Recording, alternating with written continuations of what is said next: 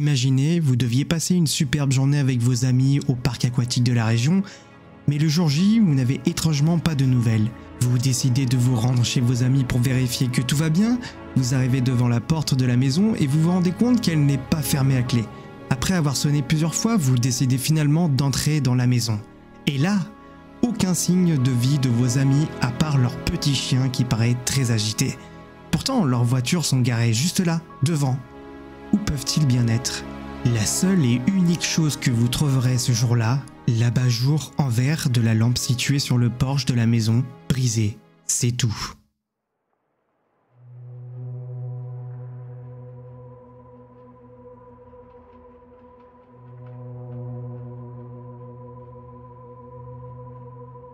Aujourd'hui, on plonge dans une affaire très connue aux États-Unis et qui continue de faire parler d'elle après de nombreuses années, les disparitions de The Springfield Tree. C'est le genre d'affaire qui provoque des nuits blanches aux enquêteurs. 3 personnes qui disparaissent d'un coup sans laisser de traces, des gens qui sont sans aucune histoire pourtant. Bon, ça peut arriver qu'une personne disparaisse et qu'on retrouve jamais ses traces. Mais 3, moi je trouve que ça fait beaucoup. On va essayer d'analyser les hypothèses et les détails les plus perturbants de cette affaire, mais chose qui ne sera pas aisée sachant qu'il y a des témoignages contradictoires et une absence totale d'explications claires. Restez avec nous car là ça va devenir de plus en plus mystérieux au fil de cette vidéo. Après plusieurs heures de vol, nous arrivons enfin dans la petite ville de Springfield, une communauté apparemment tranquille. Mais en regardant d'un peu plus près, on se rend compte qu'il y a un malaise. La raison? La mystérieuse disparition de 3 de ses habitants. Regardez ces images. Ça s'est passé juste là, ça pourrait très bien être à quelques pas de chez vous. Ces rues familières deviennent soudainement le théâtre d'un mystère qui dure depuis des décennies. Au cœur de cette histoire, il y a Cheryl Leavitt, Susan Streeter et Stacy McCall, dont la vie tranquille a été interrompue d'une manière qui va bien au-delà de notre compréhension. Si vous me le permettez, retournons un peu en arrière. Nous sommes le 6 juin 1992 dans l'état du Missouri, quand Susan Streeter, 19 ans, et Stacy McCall, 18 ans, viennent tout juste d'être diplômées du lycée Kickapoo High School. Ces 2 jeunes femmes amies d'enfance sont très appréciées et populaires au lycée. Elles ont alors tout pour elles. Et là, vous allez me demander qui est la 3e personne de ce trio. Eh bien, il s'agit de la mère de Suzy, une femme de 47 ans qu'on appelle Cheryl. Elle est esthéticienne dans un salon local et mère célibataire. Elle partage une relation très fusionnelle avec sa fille Suzy, donc jusque-là, tout semble aller pour le mieux, mais plus pour longtemps. Ce soir-là, c'est un moment attendu pour les 2 jeunes filles. C'est aujourd'hui que l'on va leur remettre leur diplôme bien mérité. Les filles comptent bien fêter ça et participent donc au cours de la soirée à plusieurs fêtes différentes pour profiter au maximum de leurs amis. Ce qui va bien entendu compliquer la tâche des enquêteurs. Elles prévoient de passer la nuit chez leur amie Janelle Kirby, mais quand elles s'y rendent, elles constatent qu'il y a trop de monde et donc peu de place pour rester dormir sur les lieux. Elles décident donc de partir pour rentrer chez Suzy au 1717 rue East Delmar pour finir leur nuit. On pense qu'elles sont bien rentrées car tous leurs effets personnels sont présents dans la maison le lendemain. Du moins c'est ce qu'on suppose en fait, parce qu'on n'a aucune autre information. Au cours de la soirée, on aperçoit les filles par-ci par-là, dans la ville de Battlefield notamment, et enfin évidemment à la dernière soirée auquel elles participent. Nous sommes le 7 juin et il est 2h du matin. Les amis des 2 jeunes femmes les voient quitter les lieux et ils sont alors à des années-lumière de se douter qu'ils ne les verraient plus jamais, ni eux, ni personne de connu à ce jour. Voilà pourquoi on suppose qu'elles sont rentrées puisque finalement on n'en est pas sûr. Mais qu'en est-il de Cheryl, la mère de Suzy? Les derniers signes de vie se résument à un simple appel téléphonique à propos d'une armoire à peindre avec un ami à elle. Il était 23h15. Je trouve ça un peu bizarre de parler de ça à cette heure-ci, mais ok, chacun ses discussions après tout. Nous sommes le lendemain matin, il est 9h. L'amie qui a vu pour la dernière fois Suzy et Stacy la veille est également la première qui est censée les revoir. Elle n'a pas de nouvelles et décide donc de se rendre au domicile de Suzy avec son petit ami. Elles ont initialement prévu de passer la journée toutes les 3 au parc aquatique du coin, le World Water Park. Mais comme nous l'avons vu, à part le chien, leur ami ne trouve personne dans cette maison bien vide. Pensant aider, le petit ami ramasse l'abat-jour brisé au sol, ce qui accidentellement détruit les seules potentiels indices existants. La scène de crime, ou du moins ce qui semble être une scène de crime, nous offre presque pas d'indices ou alors des choses déroutantes. Pas de signe de lutte, seul un objet cassé là, par terre, mais aucun constat clair de ce qui aurait pu se produire. Bon, par contre, il y a quand même quelque chose de bizarre. Quand l'ami des filles décide de rentrer dans la maison, aucun bruit sauf le téléphone fixe qui se met à sonner. L'ami décroche pensant que ça pourrait être l'une des filles et entend un homme inconnu de l'autre côté du téléphone. C'est alors que cet inconnu sort tout un tas de choses obscènes, dont des allusions sexuelles. Elle décide alors de raccrocher en se disant que c'était une blague d'un camarade du lycée, mais l'homme va rappeler aussitôt et recommencer. Bon, ça va pas plus loin que ça. Ce mystérieux personnage, il va finir par se faire attraper. C'était en fait un vieil homme qui prenait plaisir à faire ce genre d'appel, mais qui n'a apparemment aucun rapport avec l'affaire en cours. Après, le timing de l'appel, moi je le trouve tellement improbable que ça en devient bizarre. Vous trouvez pas ? Il est 17h et du côté de la famille de Stacy, on commence à s'inquiéter de ne pas avoir de nouvelles depuis tout ce temps-là. Stacy a seulement 19 ans après tout. À son tour, la mère de Stacy part faire un tour chez Suzy et Cheryl pour s'assurer que tout va bien. Elle rentre dans la maison et remarque tout de suite que la télé est allumée et elle voit également les vêtements que sa fille portait la veille, soigneusement pliés. Elle constate aussi que les 3 sacs à main des femmes sont posés sur le sol du salon, bien alignés. Je sais pas vous, mais moi, ça me fait penser comme si un voyage se préparait ou quelque chose comme ça. Elle se rend alors dans la salle de bain et réalise que les bijoux des filles sont là, accompagnés de lingettes démaquillantes usées. Les filles sont bien rentrées, du moins c'est ce qu'on suppose, encore une fois. À partir de ce moment-là, Janice commence à paniquer. Elle décide d'appeler rapidement la police avec le téléphone de la maison pour signaler la disparition des 3 femmes. Après avoir passé l'appel, tout en vérifiant le répondeur du téléphone, elle écoute un message étrange qui est ensuite effacé par inadvertance. C'est la 2e fois que les seuls potentiels éléments de l'enquête sont effacés par inadvertance. À ce jour, on ne sait toujours pas ce que contenait cet appel et on ne sait pas s'il était important ou non. On n'en a aucune idée. Ça pourrait être en rapport avec le vieil homme dont on a parlé plus tôt, mais la police n'en est vraiment pas convaincue. C'est maintenant au tour des forces de l'ordre de se rendre sur les lieux. Tout comme les autres, ils ne remarquent rien d'anormal, mis à part l'abat-jour cassé. Ils constatent également que le lit de Cheryl est défait et donc supposent qu'elle a passé la nuit dans la maison. Mais était-ce bien elle qui avait dormi dans son lit? On ne sait pas. Le plus inquiétant là-dedans, c'est qu'ils se rendent compte que tous les effets personnels, les clés, les porte-monnaies avec l'argent, sacs et cigarettes sont là, laissés à l'abandon, sans oublier le chien. En général, c'est rarement bon signe ce genre de choses. Mais un gros problème se profile pour les policiers. Ils estiment que la scène de crime est corrompue par 10 à 20 connaissances des disparus qui se sont permis de rentrer dans la maison pour chercher des indices avant les forces de l'ordre. Ok, donc les indices sur l'abat-jour cassé, inexploitables. L'étrange message laissé sur le répondeur, inexploitable. Les indices laissés dans la maison, inexploitables. Élargissons notre regard pour examiner de plus près les personnages clés de cette énigme. Les suspects. Les personnes impliquées dans cette affaire ont été scrutées sous toutes les coutures, suscitant des interrogations et des théories variées. Chacun de ces individus pourrait potentiellement détenir une pièce du puzzle qui pourrait aider à élucider le mystère. Le premier suspect s'appelle Bart Streeter. Il s'agit en fait du fils de Cheryl et donc par conséquent le frère de Suzy. C'est un homme qui rencontre à ce moment-là des difficultés avec l'alcool. Il s'est récemment disputé avec Cheryl concernant ses problèmes en question. On sait de lui que c'est un homme violent et qu'il en est déjà venu aux mains avec sa propre famille. Le doute est rapidement levé avec son alibi béton puisque le soir de la disparition, il était avec sa petite amie et son colocataire chez lui. En plus de ça, il aurait réussi le test de polygraphe, donc on peut le mettre de côté. Il a d'ailleurs créé un blog sur la disparition de sa famille. Je vous mettrai le lien en description si vous êtes intéressé pour aller voir ça. Plus tard, un autre suspect fait son apparition. Il s'agit de l'ex-petite amie de Suzy, Dustin Rekla. Les possibles tensions relationnelles ont contribué à attirer l'attention de la police sur lui, évidemment, mais c'est surtout le gagne-pain de Dustin et ses amis, Mike Clay et Joseph Rydell, qui a suscité l'interrogation des enquêteurs.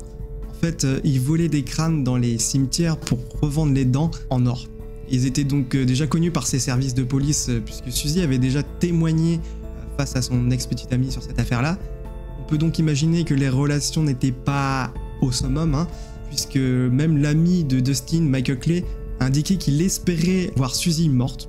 Voilà. Mis à part ça et cette remarque très déplacée, je l'avoue, on n'a aucun autre indice ou aucune autre piste concernant ces trois personnages. Donc on passe à l'autre. Donc l'enquête continue et une information bien étrange parvient au service de l'ordre. Il est 7 h du matin, le jour de la disparition, quand une habitante du quartier remarque un van faire demi-tour dans la rue. Le véhicule, il est plutôt inhabituel dans le quartier et la femme cherche donc à voir qui est le conducteur. En y regardant d'un peu plus près, la voisine en est convaincue. Elle est certaine que la conductrice du van est Suzy. L'expression de son visage semble alarmante, mais sur le coup, la femme rentre chez elle. Et c'est en passant le pas de sa porte qu'elle entend une voix masculine dire « Ne fais rien de stupide, recule et sors-nous d'ici ». Une fois ce témoignage pris en compte, les policiers mettent les grands moyens en œuvre pour retrouver ce van de couleur vert. 1000 véhicules ont été inspectés, mais aucun d'eux n'était le van en question. Donc, ce qu'il faut savoir, c'est que cette affaire, elle est très médiatisée aux États-Unis. Tout le monde connaît cette affaire, hein. Et donc, il y a eu énormément de rumeurs, de pistes, de suspicions. Par exemple, entre-temps, il y a eu des informations qui ont suggéré que les corps des femmes pourraient être enterrés dans les fondations du parking sud de l'hôpital Cox à Springfield. En 2007, Rick Norland, ingénieur en mécanique, a utilisé un radar à pénétration de sol pour détecter 3 anomalies dans cette zone en question. Et il les a interprétées comme un emplacement de tombe. Kathy and Norland scan one corner of Cox Hospital's south parking garage. The resulting images reveal more than anyone expects. And when I got done marking out these perimeters and stood back, there's 3 anomalies, roughly about the same size. 2 are parallel and 1 was kind of perpendicular to the other 2. They were relatively shallow. Radar can't tell that there's a body down there, but this anomaly is very consistent with what we would see in a gravesite. Bon, cependant, la personne qui a fourni l'éventuel emplacement n'a donné aucune autre justification, surtout que la construction du parking a commencé en 1993, donc 1 an après la disparition des femmes. La police a décidé de ne pas fouiller la zone en raison du manque de logique derrière ces affirmations et également les coûts élevés associés à une éventuelle fouille. Certains expriment leur frustration quant à l'inaction de la police, bien que des preuves concrètes manquent pour étayer cette théorie. Les rumeurs continuent et il y en a une qui suggérait que Suzy devait 40 000 $ à un trafiquant de drogue appartenant à un gang de motards local. La police a enquêté sur cette piste et a découvert que Suzy avait peut-être essayé des drogues récréatives, comme le font de nombreux lycéens, surtout à cette époque-là, mais qu'aucune preuve n'a été trouvée sur cette prétendue dette de drogue. Un autre témoignage, cette fois-ci d'un homme, parvient également aux forces de l'ordre. Il raconte que sa sœur Sharon Sealers a été tuée par un homme du nom de Robert Cox. En 1997, Robert Craig Cox, le suspect numéro 1 de cette affaire, est emprisonné au Texas en tant que kidnappeur, voleur et suspect d'un meurtre en Floride, déclare à des journalistes qu'il sait où sont les 3 femmes, à quel endroit elles sont enterrées et prétend que leurs corps ne seront jamais retrouvés. En 1992, Cox vivait à Springfield et lors d'une entrevue, il a dit aux enquêteurs qu'il était avec son ami à l'église le matin après la disparition des femmes, ce que cet ami a confirmé, et cependant elle s'est ensuite rétractée affirmant que Cox lui avait demandé de mentir. Cox a également déclaré qu'il était chez ses parents la nuit de la disparition et ils ont confirmé cet alibi. Les autorités savent pas si Cox était impliqué dans l'affaire ou s'il cherchait à faire reconnaître les meurtres présumés en faisant des fausses déclarations. Cox a déclaré aux autorités et aux journalistes qu'il divulguerait ce qui arrivait aux 3 femmes après la mort de sa mère. I know that they're dead. I'll say that. I know that. That's not a theory. Yeah, but I know that I just know that they're dead. That's not my theory. I just know that. When pushed for details, Cox tells Graves he won't give specifics until his dear mother passes. She is 82. Depuis, pas de nouvelles. Ces déclarations ont éveillé des soupçons quant à son intention réelle.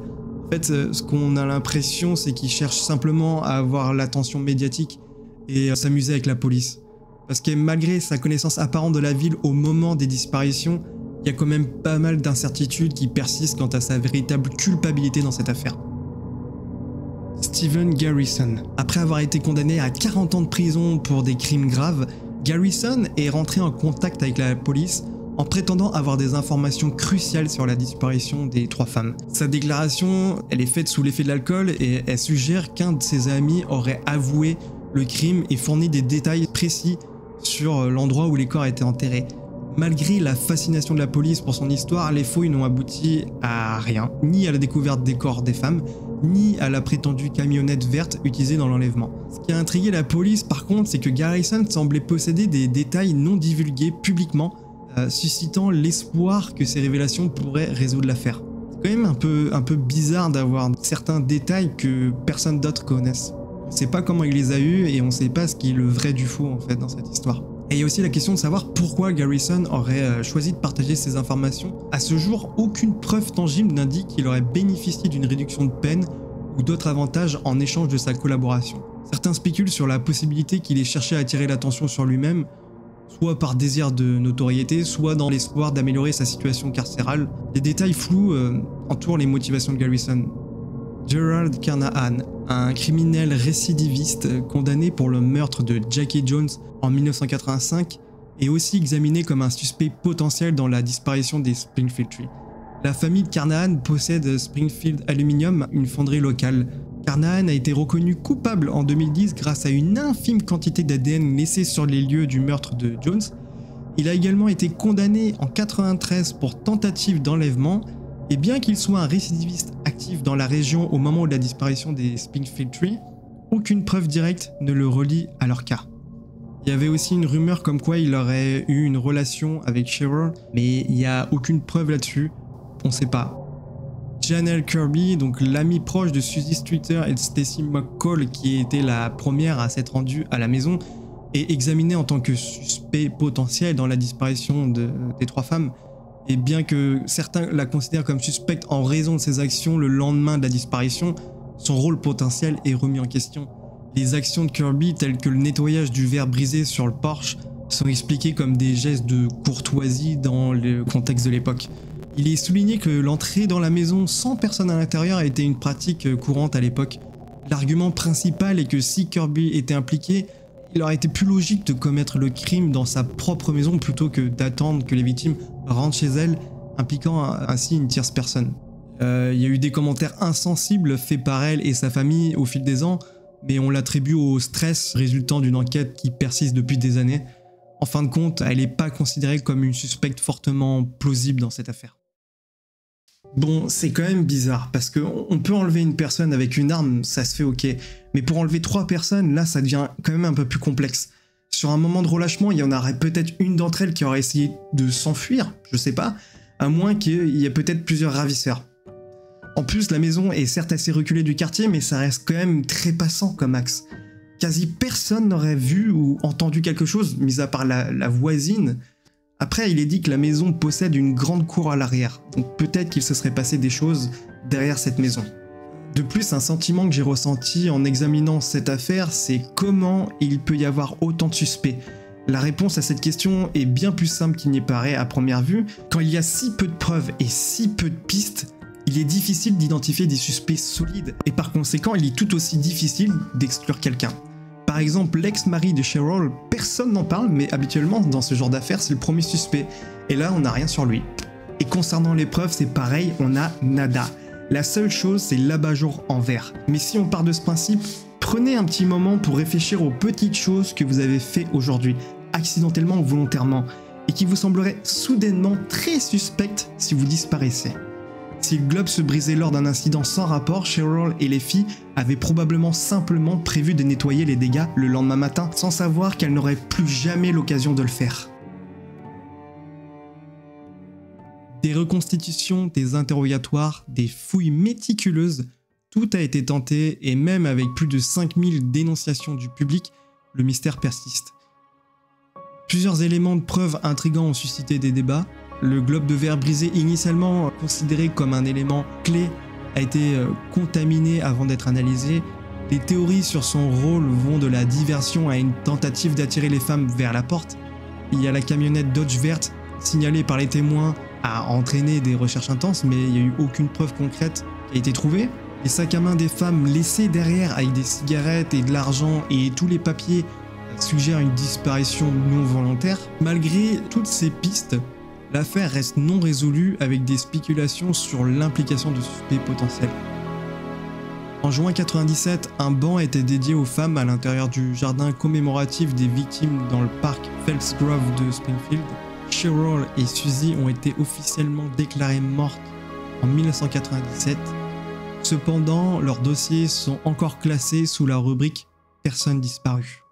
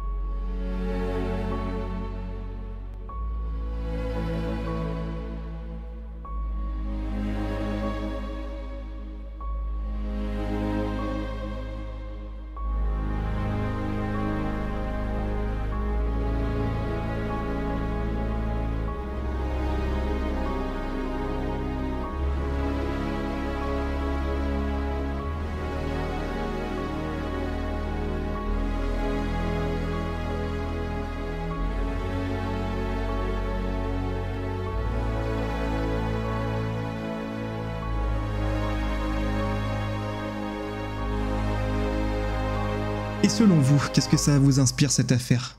Qui est le coupable?